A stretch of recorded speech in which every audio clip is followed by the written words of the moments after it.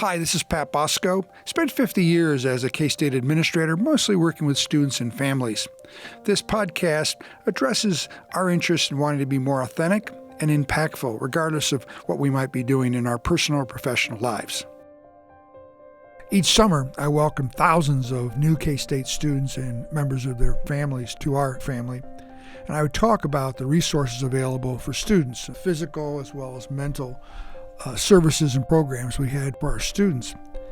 And I wanted to make a point that each presentation I'd include an opportunity for students and parents to hear from me that they had permission to get help. And as I think about mental health and authenticity, we have to do everything we can to normalize students, people that we work with, their need to take care of themselves, to realize that there are times where they can't handle things. And I realize that today's college student has a Titanic syndrome. They feel like, well, I'll be on a ship, everyone else will drown, but I won't drown because I'm special. That isn't always the case. So it's important, I think, that as we address authentic leadership, that we pay attention to the mental health issues that everyone's experiencing these days. It's more than the pandemic. It's our ability to make sure that we're responsive to those that we serve.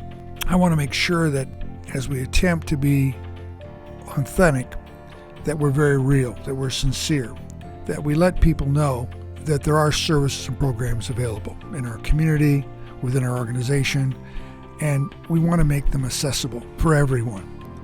And that there are times where we simply cannot be alone in our struggles with mental health issues, that things sometimes are not always fine, that as we think about and operationalize authenticity, that we watch for signs. And in a university community, oftentimes it's a student no longer attending class.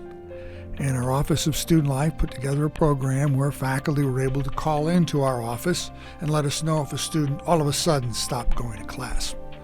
Around the workplace, it might be a change in behavior, an employee missing meetings, a change in body language, a disengagement of some kind. I think we ought to be able to be in a position where we feel the pulse of those that we serve, particularly on the mental health side. I listened to Coach Chris Kleiman a few weeks ago address prospective student athletes to join his program. And his opening statement was not about our offense, our defense, our new facilities. He talked to young men and their families about the role these young men play within their high school, within their football program, that they're role models, and that they ought to be looking for opportunities to support their teammates on the mental health side. That this is an important part of the fact that they're a role model, and to be looking to support not only making sure that they're mentally healthy, but also those around them, that they have an important role within their high school, within their community. I thought that was extraordinary. I listened to Coach Snyder the other day talk specifically about mental health and suicide prevention. Coach Snyder is our longtime legendary Hall of Fame football coach that retired a couple of years ago.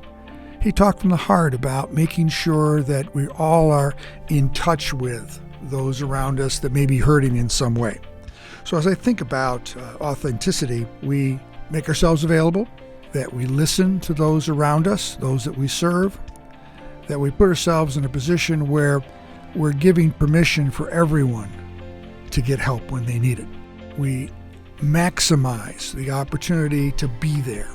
I gave out my home phone number to hundreds of thousands of parents. Most of those phone calls on the evenings in the middle of the night were questions, concerns parents are raising about their students' mental health state.